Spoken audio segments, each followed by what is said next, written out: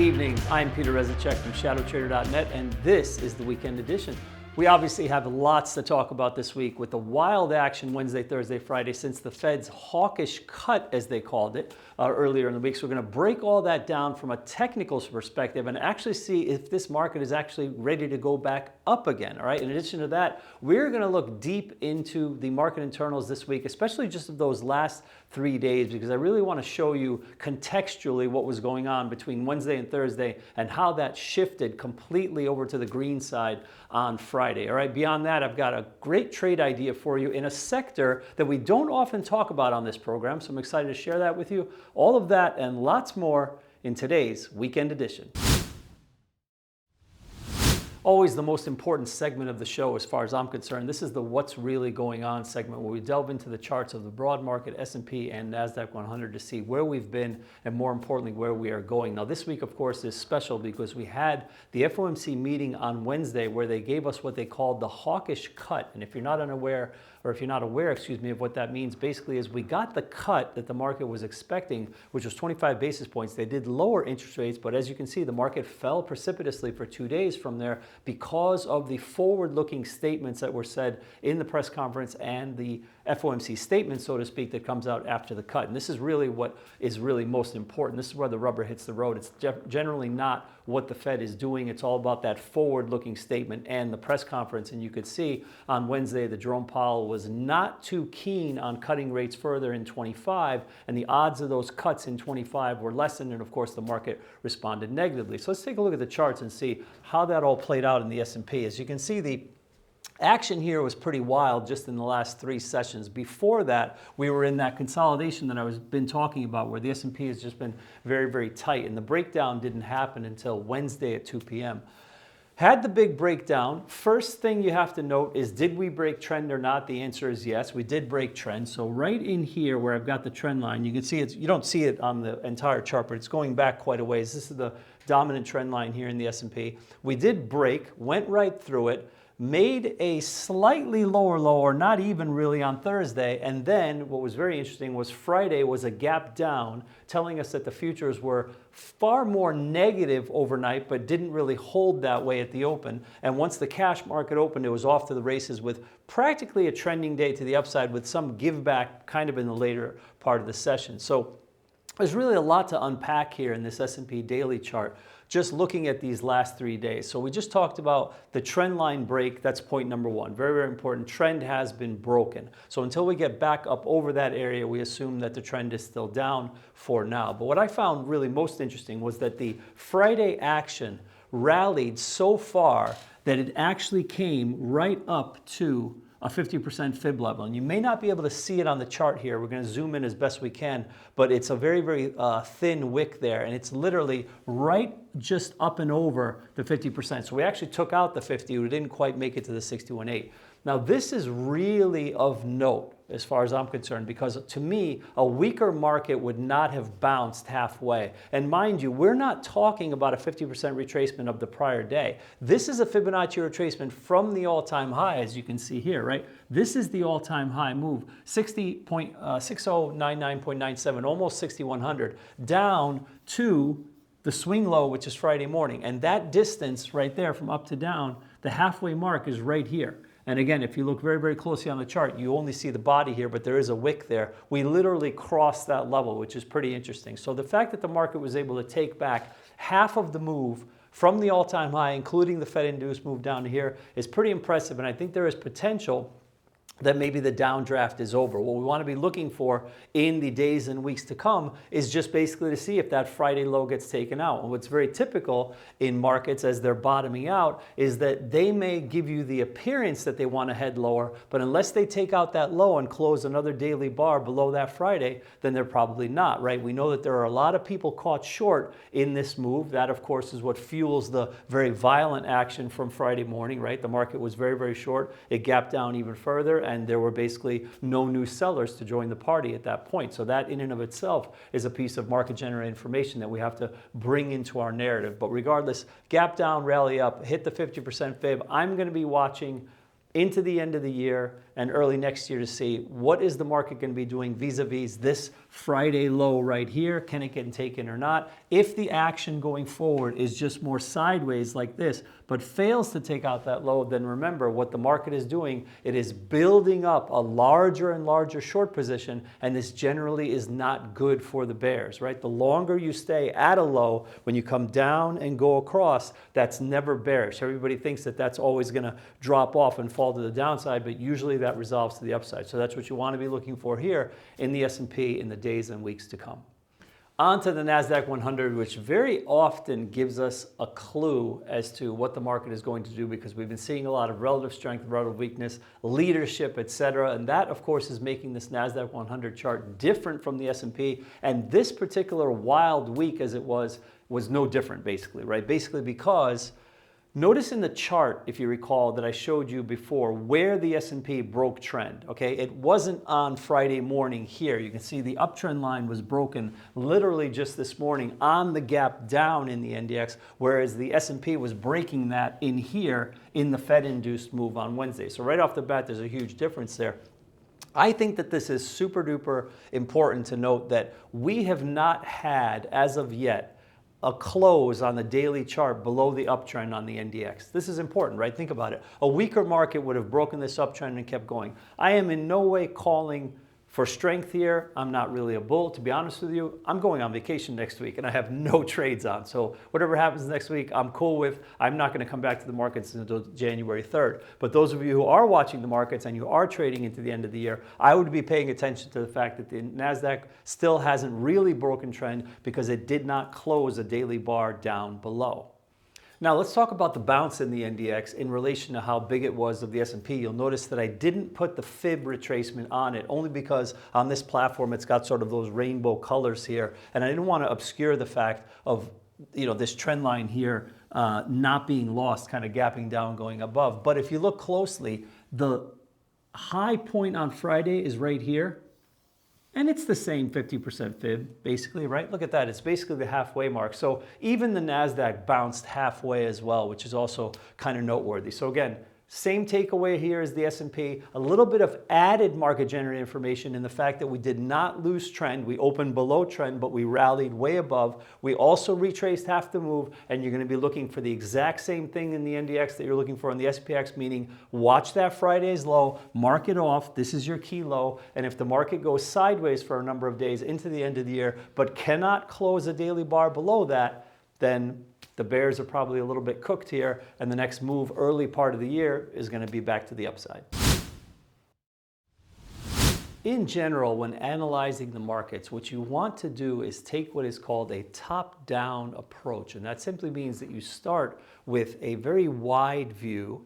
Take the S&P or the NASDAQ 100 on the highest time frame that you can. So some people start their top-down analysis on monthly charts, come down to weekly charts, then daily charts, then maybe they trade off intraday charts. But if they're looking to trade longer term, that's how they do it basically. They want all those time frames to align. But when you're a shorter term trader like myself, what's more important than that is that you drill down one step further and you go into context. And context means market internals, or what we call under the hood. Basically, you want to know what is driving the price action in terms of breadth, advanced decline lines, weighted AD, ticks, etc. So to that end, I wanted to spend a little bit of time in today's program analyzing the market internals just of Wednesday, Thursday, and Friday. So let's take a look at this graphic here. What I've done is I've taken a snapshot of my market internals screen. I call it the sidebar, and that's why it's very long, because in my particular trade setup in my office, I've got 4 screens, but 2 of the screens are portrait instead of landscape. And I purposely do that so that I can have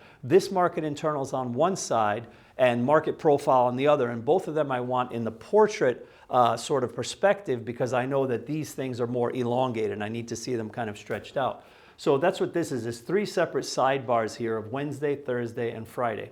So what I want to point your attention to is the fact that in the upper left where you see the red boxes, okay, that's telling us what the breadth, meaning the up volume and down volume sort of relationship is in the market, and also the advanced decline lines. as well. And the numbers there on Wednesday are pretty staggering, telling you that there was definitely some heavy selling going on. I mean, if you look in the upper left, the breadth was 9-1, was more than 9-1 negative on the New York Stock Exchange, measured at the exchange level, which is the broadest measure, and on the NASDAQ over 3-1 negative. But more importantly, look at the advanced decline lines next to it. The NASDAQ advanced decline line was sub 3,000 at the end of the day and closed at just under that level. That's big. I mean, that's definitely noteworthy. If you watch these market internals every day like I do, you don't see reads like that very often. It tells you basically that everything was selling that day. So that's Wednesday. This is our weighted AD, which I feel is really one of the most holy grail indicators there is, if there is such a thing. It basically is a pictorial representation of what's going on with the 11 sectors in the S&P measured from the open. So basically, whatever those sectors are doing on a percentage change basis from the open, this histogram is painting it for you. And I'll just tell you that these numbers here, like minus 1200, that's pretty rare. I don't see that very often. Usually this weighted AD will hang out between, say, minus 600 and plus 600. It's pretty much double that. So you can see the selling was quite strong there. And you can see here on the ticks on Wednesday, this is from the 2 p.m. mark into the close, obviously when the FOMC happened, look at how many minus 1,000 ticks there were. Not even minus 1,000s, but the low tick, as you can see over there, is 1710. If you look at that little yellow box in the tick indicator box, that's also relatively rare, right? If you know anything about how the tick on the New York Stock Exchange works, you know that minus 1,000 ticks are considered extreme. Here we had minus 1,700 ticks, but also if you know how to read the tick indicator, you essentially want to know how many times that minus 1,000 is being hit and also how much time is being spent underneath zero as opposed to above zero. And that's the beauty of what this iceberg tick does for you, is that because it paints the time spent underneath the zero or above zero in either red or green, you know at a glance how much time is being spent there. And basically look at the line here from 2 p.m. on, just these little spikes to the upside in terms of time spent above.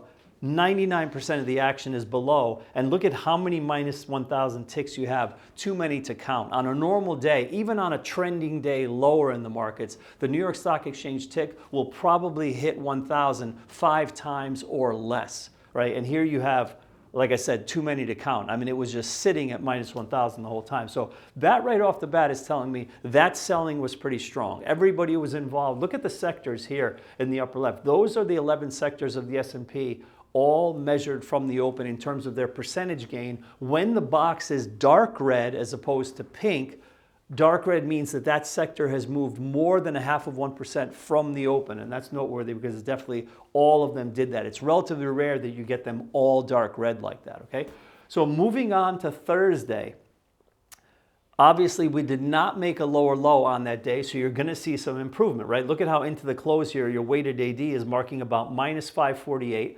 All sectors are still dark red, but some of it was rotating into utilities, right? Look at utilities here, up 36 basis. So again, you've got market generated information to go on just from these boxes. And there was strong improvement, or I should say not as bad, in the breadth, where on the NYSE you were at 1.6 and NASDAQ 1.4, they were actually close to parity. This makes sense because that Thursday was more or less a balancing day, just balancing off some of the selling from Wednesday, taking some of that froth off, if you will, and that's why these market internals are reading like this. And the tick even shows that very well, because look at this line here is the demarcation between Wednesday and Thursday. There's that Wednesday I talked about with all the sub 1,000 ticks and all the time spent red, and look at what the Thursday looks like. Back and forth on both sides. So I hope that many of you are thinking ahead if you don't have these indicators and you see this and you say, wow, that could have really helped me, right? If I had known what this was looking like on Thursday, maybe I wouldn't have gotten so chopped up in the futures market, right? I probably said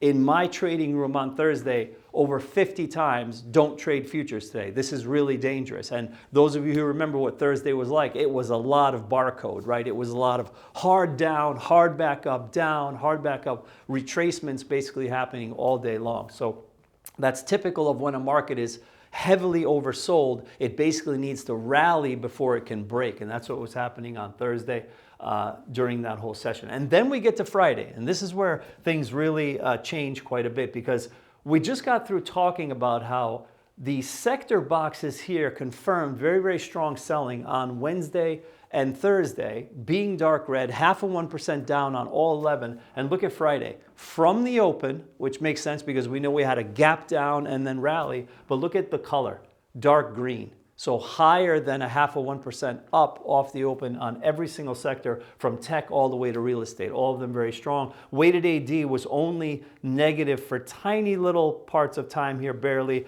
and by about 10 a.m., 10:30, just took off the races, rallied pretty hard. And you can see here on the ticks here, I've got it a little bit expanded. This should be kind of scrunched together, but regardless, you can see there's plenty of action on the top side. And look at the breadth here as we close. These readings were taken near the end of the day.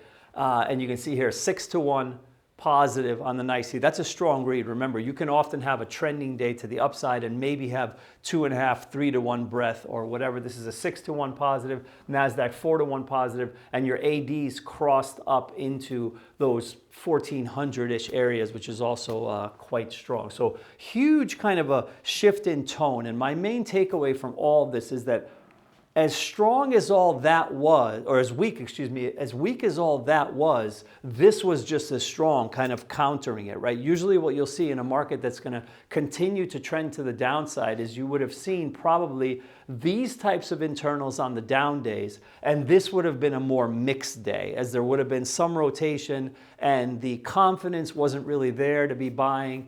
It didn't feel like that to me, honestly, Friday. So this is, this stuff that I'm showing you is so powerful as the market is unfolding, but it's also pieces of market generated information that you want to save in your narrative to give you an idea of what the market might be doing going forward. So you're going to kind of put this into your narrative, how strong Friday was internally under the hood. Basically, buyers came back in full force. Was this a lot of short covering on Friday? Probably, but usually when you have short covering and new money buying together, you get a lot of this action where you get the sector is very, very dark green. It's very hard to say. And for that, I would point people back to the earlier analysis that we did on the charts over on the other screen. Remember, rather than twisting yourself up into a pretzel mentally, wondering about whether is it short covering or is it new money buying, just stick with the technicals. Because we just got finished talking about a market that came off the lows on Friday and took back slightly more actually than 50% of the move from the all-time high to that low. New money buyers, once they see a daily close above that 50, they're probably going to get pretty active. Okay, new money buyers are seeing that NASDAQ didn't really break trend yet, or we haven't done it yet, but we can eventually draw a downtrend line from the high to where we are. New money buyers are going to get active if that line crosses. So in terms of answering that question, like obviously this was tons of short covering on Friday, but the question you want to know is, were there new money buyers coming in? Don't worry about that and don't really go by this. Go by the charts, right? If we close a daily bar next week above that 50% fib, you can be pretty sure new money buyers are going to be emboldened, right? The fear is coming out of the market in that sense. So lots of super duper good information here on these charts, and these here are worth their weight in gold. And while we're talking about, obviously, I want to remind you of what's going on right now at ShadowTrader. This is absolutely pertinent to what we're talking about because we just got finished talking about all the indicators that I use every day. As you know, I'm not a big study person. I don't use RSI. I don't use CCI, stochastics. None of that has ever played any factor in my trading. I don't believe in that stuff. I really only use that iceberg tick and that weighted AD, both of which are things that we invented here in-house. They are proprietary to ShadowTrader. And right now you can get all of those at 20% off right now on the indicators. Coupon code is SCRIPT20. And of course, if you want to trade live with myself or my whole team in the live trading suite, use the other code over there for the trading rooms, which is advisory30, and that'll give you 30% off all trading rooms. And this is good until the end of the year. Onto a sector spotlight today, which is a sector that we don't often talk about, and I'm kind of excited about it because this is a pretty solid trade idea. Something happened today in this sector that I believe set up an asymmetric opportunity to the long side, which I want to get into, and that sector today is XLE. Again, one we don't talk about that often. It is a smaller part of the S&P than most of the other sectors. This is like just a handful of percentage points making up the S&P. But today we had an XLE chart that came down to a very interesting support level that I think is setting up a move in this sector to the upside, and a lot of the stocks that are in it, obviously. So let's take a look at this chart real quick on the XLE. I didn't mark it up as much as I would have liked to, but you can clearly see that this is a daily of the XLE. You can clearly see the low here from September, and look at the Friday action. Right in here with the green candle, sort of a false breakdown, looking below the Thursday candle by just a tiny bit, opening about flat and rallying pretty strong. But more importantly, where did that happen, right? From which location? It's the fact that this 83 level ties in almost perfectly with that 83 level from September. So that's the backdrop of this trade, basically, is the fact that the entire sector of oil and gas, energy, if you will, is coming off of this high here with a very, very large down move. And look at how many red candles we have. This is also very, very noteworthy. Is look at from here, 1, 2, 3, you have one green candle, and then 1, 2, 3, a little bit of a doji, 4, 5, 6, 7, 8, 9, 10, a little bit of a doji, and then another couple here. So it's heavily oversold. Right? Money has been rotating out of energy stocks into other sectors for quite a while, and there is potential, because we're at this support point, that that is going to change right now. So how would you play this sector? Well, first, let's look at the components here of the sector to give us an idea of what's in the XLE. These are the top 10 holdings. Lots of names that I'm sure you recognize, especially up top, like Exxon, Chevron, Conoco, etc.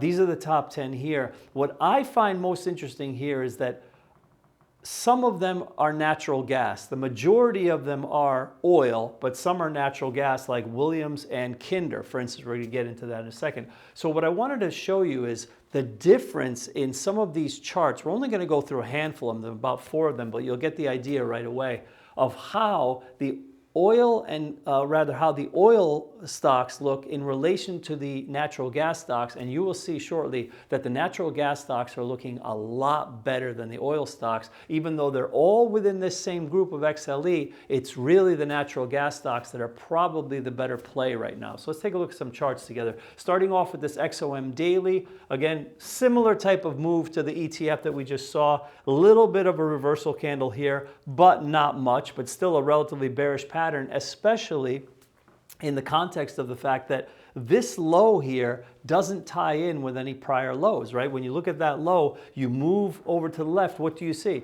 It's not at this reference, it's not at this reference either, it's actually lower than those references, and that to me is a problem. So it's probably not one of the names in the XLE that I would be choosing. Let's look at CVX now, which is Chevron. Similar chart, come down, but look where the support is. Here around 135.37 from about mid-September. Did we come down to it? No. That makes this a little bit tricky because we're not yet at support.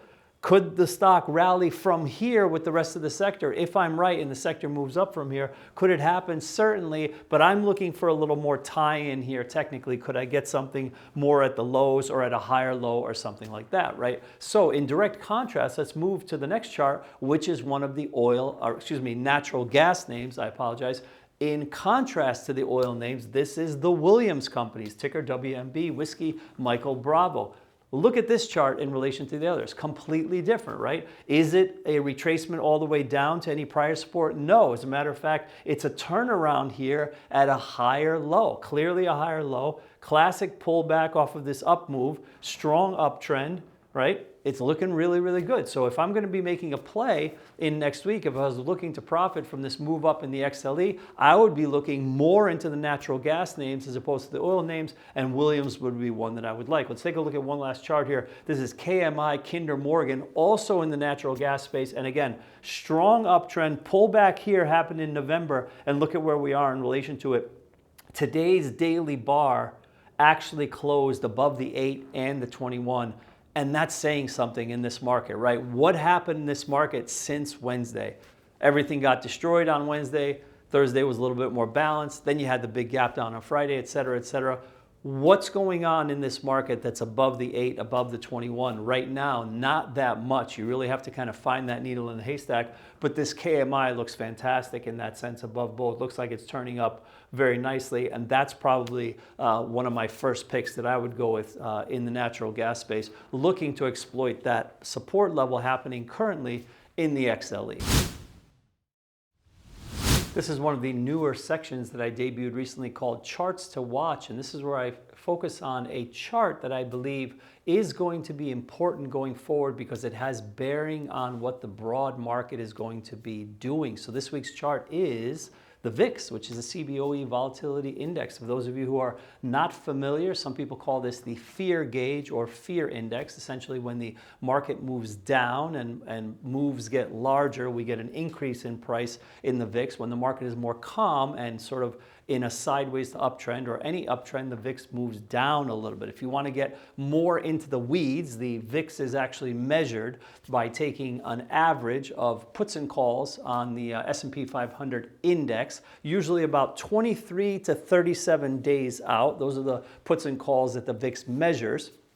And if the price of those puts and calls increases, which it does in times of greater volatility, because obviously risk has increased, so the insurance premiums, quote unquote, if you will, which I like to think of every option as a small insurance policy, right? That's really kind of what it is. And those insurance policies, as we know, can be bought or sold. You know, they have their hedging mechanism, which is what they were originally invented for, but they're also great for speculation, right? So obviously, as things get a little bit wilder and markets move down aggressively, the price of those options across the board, not just puts, but also calls, increases. And you see that reflected here in the VIX. So right here is where I want you to focus on what happened on Wednesday, Thursday, Friday. Obviously, with the big move down, there was the huge surge in volatility, moving up here from the teens to over the high 20s, I would say, over the 25 handle and almost up to the 30 handle, probably like a 28 handle on the VIX. So a pretty solid move up.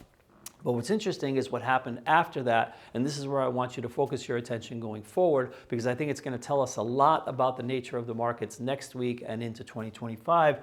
The VIX is a very, very mean reverting mechanism. So it's constantly expanding and contracting. And when you have big moves down in the market, obviously you will get huge spikes like this in the VIX. This was the last big down move in the market. This was the August low, the early August move. VIX spiked all the way up to 65. But look at how quickly, within a couple of sessions, it went right back down to where it was more comfortable, right around that 19 handle, right? So all I'm saying is that in the coming days and weeks, watch this closely, because already with Friday's advance, you had a complete collapse in volatility, opening up about, 24-ish, 25-ish, went close to 30, fell back down hard, finished down here again in the teens.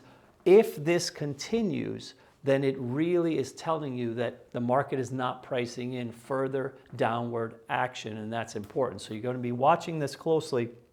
See if that VIX hangs around that 20 handle and below. I like to use 20 as kind of a line in the sand. In the teens is a much more calmer market, at least how the VIX has been lately. A VIX above 20 is a little bit more elevated, indicating a little bit more fear premium, I should say, in those options. But that's what I'm going to be looking for in the days and weeks to come. See if that VIX hangs out or if it rises back up. If it does maintain this level, staying sub 20 in the high teens, again, it's kind of probably pointing to the fact that sellers might be done here. It was the usual MO of the market, which was basically just to sell off 2 days. We've seen that for a long time. It's been very rare that this market has had more than 2 days down, and we're probably going to grind back to the upside.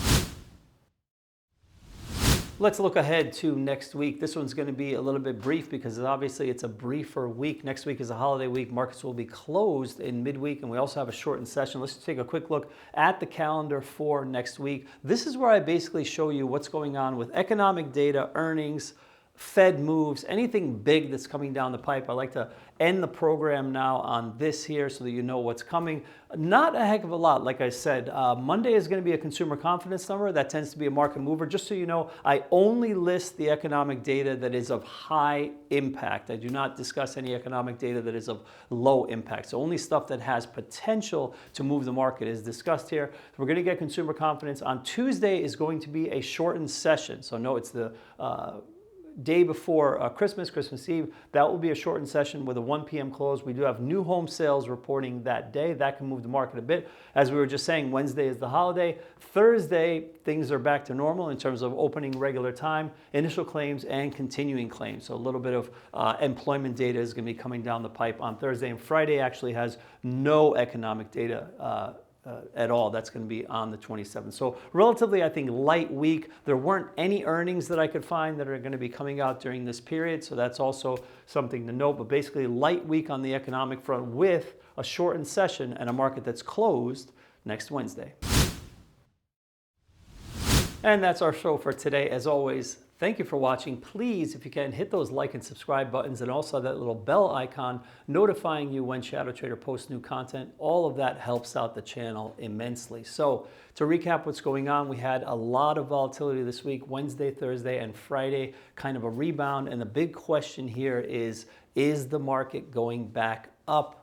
Hard to say at this juncture, but I gave you a number of market generated information, nuances to be looking at next week to try to answer that question, right? Will we take out Friday's low? That's of utmost importance. And will the market close a daily bar in the S&P and the NDX above that 50% Fibonacci retracement from the all-time high down to the Friday's low, right? And to me, those are the two main points that you want to be looking for next week and into the beginning of the year to tell you how the market is going. Me personally, as I said before, doesn't matter too much to me. I'm going on vacation next week. I will be out from the 26th into the first couple of days of the new year. To that end, we will not have a weekend edition on Friday, December 27th. The next time I see you will be in 2025 on January 3rd, so I'm looking forward to that. All right, as always, be safe out there. I wish you good trading and good night.